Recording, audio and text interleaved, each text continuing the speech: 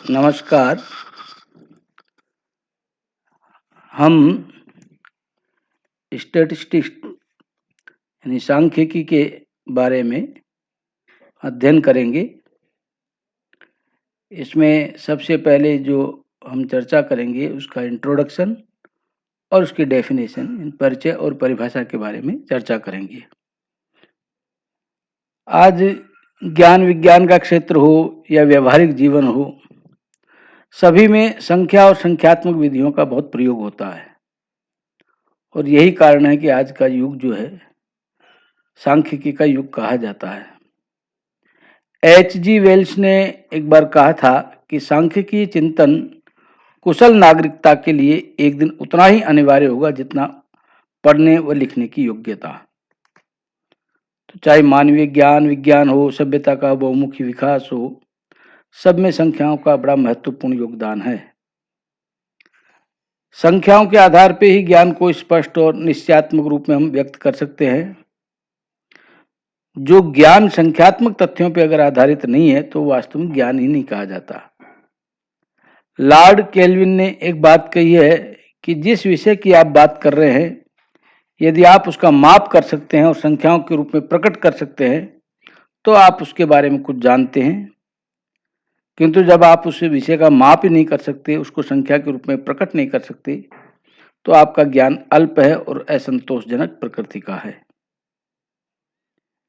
तो इस तरह से हम ये कह सकते हैं कि सांख्यिकी का अपने आप में एक बड़ा महत्वपूर्ण रोल है। उसमें संख्याओं का सबसे बड़ा भूमिका, उसकी सबसे बड़ी भूमिका है। तो हम इस सांख्यिकी को परिभाषित करने के लिए उसके मीनिंग और डेफिनेशन, इसके लिए जब बात करते हैं तो सामान्यतः सांख्यिकी का शब्द का जो प्रयोग है वो दो अर्थ में करते हैं, एक बहुवचन में और एक वचन में। तो केंडाल और बकलैंड ने बहुवचन और एक वचन में जो परिभाषा दी है वो कहा है कि बहुवचन में व्यक्तिगत इकाइयों के समूह से संबंधित संख्यात्मक तथ्य, ये स्टैटिस्टिक्स की परिभाषा दी है। और एक वचन के रूप में उन्होंने कहा है कि समंकों के संग्रहण, विश्लेषण एवं निर्वचन का ये विज्ञान है। वैसे बहुवचन के रूप में बहुत सारे लोगों ने इसकी परिभाषा दी है, जिसमें Webster, Wallis M Roberts, doctor Bowley, Yule और केंडाल, इन्होंने भी अपनी अपनी परिभाषाएं दी है। लेकिन सब परिभाषाओं को अगर हम देखते हैं तो उसके आधार से अगर एक हम उचित और सर्वश्रेष्ठ परिभाषा देखें तो होरेस सी क्राइस्ट की जो परिभाषा है उसको हम मान सकते हैं, जिसमें उन्होंने कहा है संख्यात्मक तथ्य अर्थात समंकों की परिभाषा को लिखते हुए उन्होंने कहा है कि समंक तथ्यों के उन समूह को कहते हैं जो अनेक कारणों से पर्याप्त सीमा तक प्रभावित होते हैं, जो अंकों में प्रकट किए जाते हैं, यथोचित शुद्धता के आधार पर या उसके अनुसार जिनका आगणन या अनुमान लगाया जाता है, जिन्हें किसी पूर्व निश्चित उद्देश्य के लिए एक सुव्यवस्थित रीति द्वारा एकत्र किया जाता है तथा जिन्हें तुलना के लिए एक दूसरे के संबंध में रखा जा सकता है। तो इस प्रकार से ये जो परिभाषा दी है होरेस क्राइस्ट ने, उसके आधार पर अगर हम समंकों की विशेषताएं देखें तो पहली विशेषता आती है तथ्यों का समूह। यानी कोई एक तथ्य है, उससे संबंधित यदि अंक है तो वो समंक नहीं कहलाएगा, क्योंकि उससे कोई नतीजा निकाल नहीं सकते। पर अनेक तथ्यों के अंक हो तो वो समंक कहलाएंगे, क्योंकि उनकी परस्पर तुलना कर सकते हैं, उनसे निष्कर्ष निकाल सकते हैं। जैसे किसी एक विद्यार्थी की आयु हो या किसी एक विद्यार्थी के अंक हैं तो ये समंक नहीं कहलाएंगे। लेकिन अनेक विद्यार्थियों की आयु दी हो, अनेक विद्यार्थियों के अंक दिए हों, तो ये सारे मिलकर के तथ्यों के समूह होने के कारण से समंक कहलाएंगे। तो एक तथ्य नहीं बल्कि अनेक तथ्यों का जो समूह है वही सांख्यिकी की विषय सामग्री कहलाता है। दूसरा है अनेक कारणों से प्रभावित। कोई भी समंक जो होता है उसका के जो तथ्य बनते हैं, उनका जो समूह बनता है, वो अनेक कारणों से प्रभावित होता है। जैसे कृषि उत्पादन के अगर मान लीजिए हम समंक इकट्ठे करते हैं, तो उन पे जलवायु का, वर्षा का, सिंचाई का, भूमि की उत्पादकता क्या है, बीज कैसे है, खाद कैसा दिया है, खेती के तरीके क्या हैं, ऐसे अनेक कारणों का प्रभाव पड़ता है। और ऐसे अनेक कारणों से प्रभावित जब होते हैं, वही समंकों का सांख्यिकी विश्लेषण उनका आवश्यक होता है।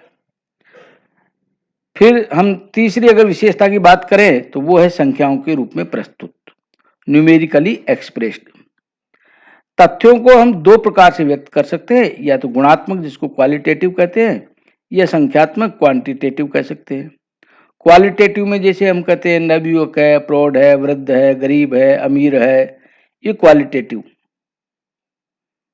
यानी क्वालिटेटिव में गुणात्मक ये आ जाएंगे, और क्वांटिटेटिव में जैसे आयु है तो 20, 50, 70 ये आ जाएंगी।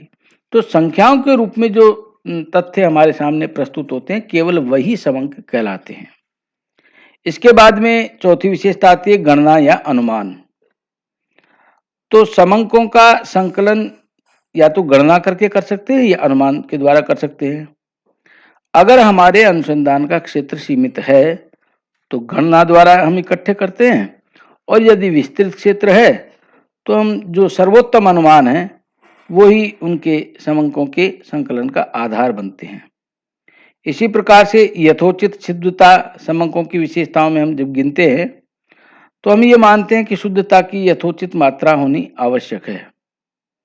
अब ये शुद्धता यथोचित कैसे हो, ये निर्भर करता है अनुसंधान का उद्देश्य क्या है, उसकी प्रकृति क्या है, उसका आकार क्या है, हमारे पास उपलब्ध साधन कैसे हैं। अब इसमें जैसे हम माने कि मान लीजिए विद्यार्थियों की लंबाई का हम माप कर रहे हैं, तो सेंटीमीटर तक यथार्थता होनी चाहिए। लेकिन मान लीजिए हम कोटा से जयपुर की दूरी का मापन करेंगे, तो किलोमीटर तक शुद्धता अपेक्षित होती है, मीटर को छोड़ सकते हैं। ऐसे ही पृथ्वी से सूर्य या अन्य ग्रहों की दूरी का अगर हम अनुमान लगाएंगे, तो हजारों किलोमीटर तक को भी छोड़ सकते हैं। तो ये विभिन्न परिस्थितियां जो है इस बात के लिए जिम्मेदार होती है, या उसके आधार पर निर्णय करते हैं कि शुद्धता का यथोचित स्तर क्या रहेगा। इसके बाद में है सुव्यवस्थित रीति द्वारा उनका संकलन करना। तो उसमें हम ये मानते हैं कि एक योजना के अनुसार ही सुव्यवस्थित रूप से समंक संकलित किए जाने चाहिए। अगर अव्यवस्थित रूप से कर देते हैं तो उनसे कोई तर्कशुद्ध निष्कर्ष तो निकाल नहीं सकते।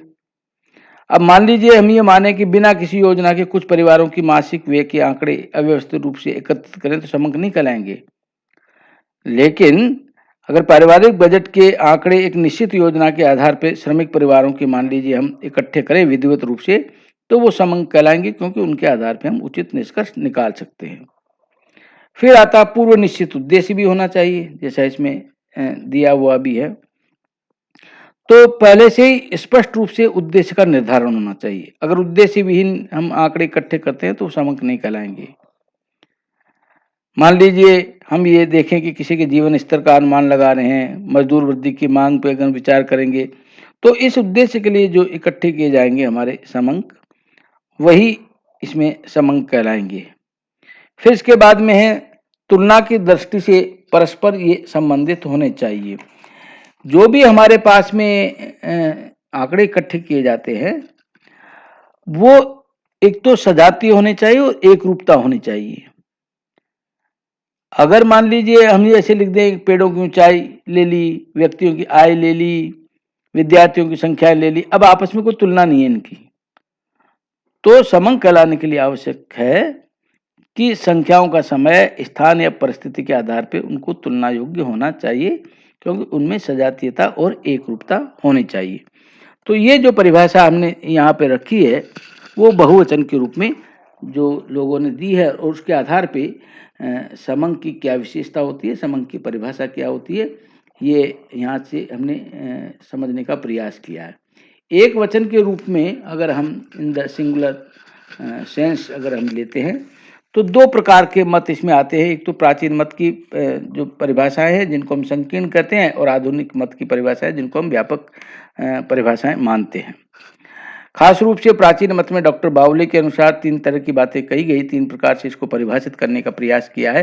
पहला, सांख्यिकी सामाजिक व्यवस्था को संपूर्ण मानकर सभी स्वरूपों में उसका माप करने का विज्ञान है।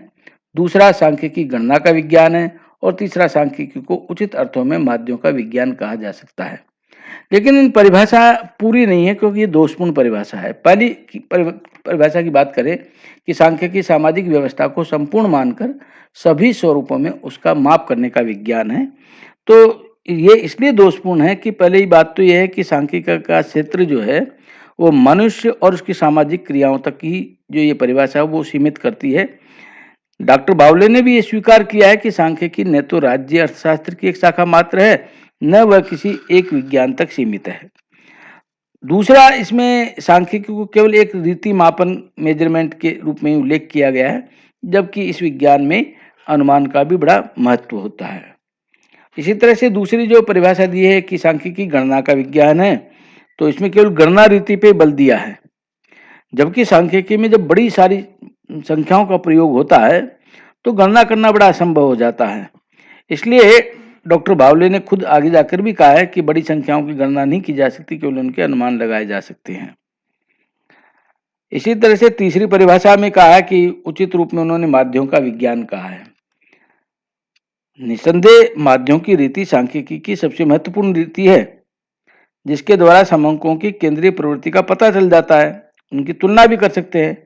लेकिन सही निष्कर्ष निकालने के लिए अन्य कई रीतियां भी है, जिनको हम अपकिरण है, विषमता, रेखा चित्र, जिनके बारे में हम बाद में चर्चा करेंगे, उनका प्रयोग करना भी आवश्यक होता है। केवल माध्यम के प्रयोग से संपूर्ण तुलना नहीं की जा सकती। आधुनिक मत में जो परिभाषाएं हैं उसमें किंग ने भी दी है, कार्मेल ने दी है, सेलिंगमैन ने भी इसके को परिभाषित किया है, लेकिन हम यहाँ पर क्रॉक्सटन एवं काउडेन की परिभाषा को ले रहे हैं, जिसमें उन्होंने कहा कि सांख्यिकी को संख्यात्मक तथ्यों के संग्रहण, प्रस्तुतिकरण, तुलना और निर्वचन से संबंधित विज्ञान कहा जा सकता है। ये परिभाषा में रीतियां तो दी है, पर विषय की प्रकृति को स्पष्ट नहीं कहा है। इसलिए नवीन दृष्टिकोण में जब वालिस और रॉबर्ट की जब हम बात करते हैं, तो उन्होंने ये कहा है कि अनिश्चितता के समक्ष विवेकपूर्ण निर्णय करने की रीतियों के समूह को सांख्यिकी विज्ञान कहते हैं। तो सांख्यिकी के लिए सभी प्रकार की परिभाषाएं लोगों ने अलग अलग प्रकार से देने का प्रयास किया है, लेकिन मुख्य रूप से इसमें कला और विज्ञान दोनों को हम मानते हैं। सामूहिक तथ्यों से संबंधित इसको मानते हैं, जिसको संख्याओं के रूप में व्यक्त करते हैं और जिस पर अनेक कारणों का प्रभाव पड़ता है। सांख्यिकी की अनेक रीतियां हैं, जिनको प्रमुख रूप से 4 भागों में हम बांट देते हैं: संकलन, प्रस्तुतिकरण, विश्लेषण और निर्वचन। तो इनकी सहायता से किसी भी क्षेत्र में विवेकपूर्ण निर्णय ले सकते हैं, और इसका क्षेत्र बड़ा व्यापक है। उन रीतियों का प्रयोग प्रत्येक विज्ञान में किया जाता है। तो हम इन सब बातों के आधार पे एक बात विशेष रूप से जो सर्वमान्य परिभाषा के रूप में कह सकते हैं, वो ये है कि सांख्यिकी एक विज्ञान एवं कला है, जिसमें किसी अनुसंधान क्षेत्र से संबंधित तथा विविध कारणों द्वारा प्रभावित सामूहिक संख्यात्मक तथ्यों के संकलन, प्रस्तुतिकरण, विश्लेषण तथा निर्वचन की सहायता से अनिश्चितता के मध्य विवेकपूर्ण निर्णय लिए जाते हैं। इस तरह से इसको हम परिभाषित कर सकते हैं। सांख्यिकी का जो मुख्य उद्देश्य है वो यह है कि सांख्यिकी रीतियों का वास्तविक उद्देश्य तथ्यों और संख्याओं से उचित अर्थ निकालना, अज्ञात घटनाओं के बारे में खोज करना और स्थिति पे प्रकाश डालना है। इस प्रकार से आज हमने विस्तार से सांख्यिकी की जो परिभाषा है, उसका अर्थ है, उसका जो उद्देश्य है, उसके बारे में चर्चा की है। आगे हम उसके कार्य, उसकी महत्ता, उसकी सीमाएं, इनके बारे में भी चर्चा करेंगे। आज बस इतना ही। बहुत बहुत धन्यवाद। इस समय हम जिस दौर से गुजर रहे हैं, उस दौर में आप अपने स्वास्थ्य का, परिवार के स्वास्थ्य का और अपने आसपास के सभी लोगों के स्वास्थ्य का भी विशेष रूप से ध्यान रखेंगे। नमस्कार।